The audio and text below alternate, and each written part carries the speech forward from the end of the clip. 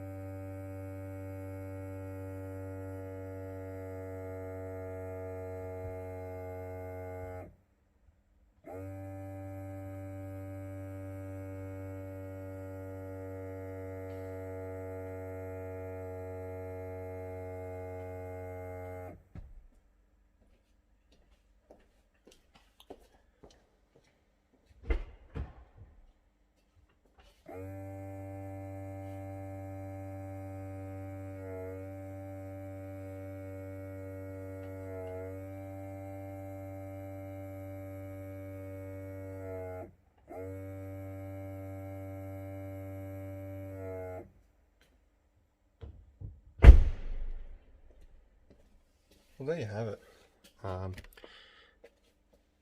It was never that reliable. It was intermittent at best. It didn't work at all when we first got it. It must have frozen in position, and once it freezes, it's just so... You have to open this box, you have to bang the little motor, and then you have to hope for it to fucking work, right? It's a shit thing to just leave broken. I'll bore you, if you like, with putting this thing back in, but from an actual work perspective, this thing's repaired. And look, when I went to the garage, they actually quoted me 3 hours to diagnose this problem. Not even repair it, to diagnose it. And I guarantee they would have said at the end of it, this motor is kaput. And they're not cheap. They're no joke. And it's not that necessarily I'm saying, oh, you know, I can't afford to buy this little fucking motor. No, like, what it's saying is I have better things to spend my money on than repairing something or buying something new. When it's not actually broken, it's just a lack of creativity and actual product knowledge that led us to this situation where we have to replace it in the first place. So I'm pretty comfortable and I'm pretty happy with this. I think that the way I'm going to install this is by putting this cover in first. I don't know why I thought I could just orient it properly without doing this first, but there you go. If you're trying that, just know that it's actually not easy to put in.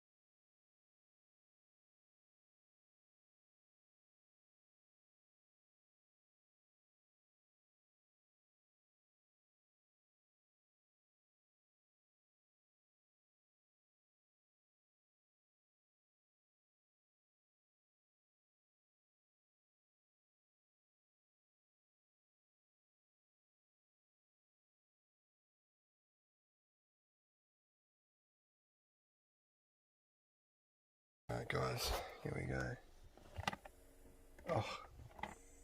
Oh.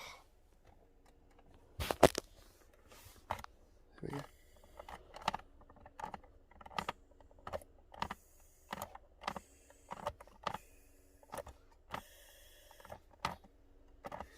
That's great that the pluses line up with the pump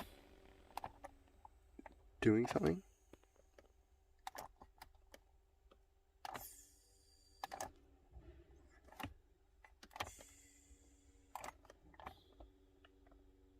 Yeah, we're getting the appropriate actions, which is fabulous.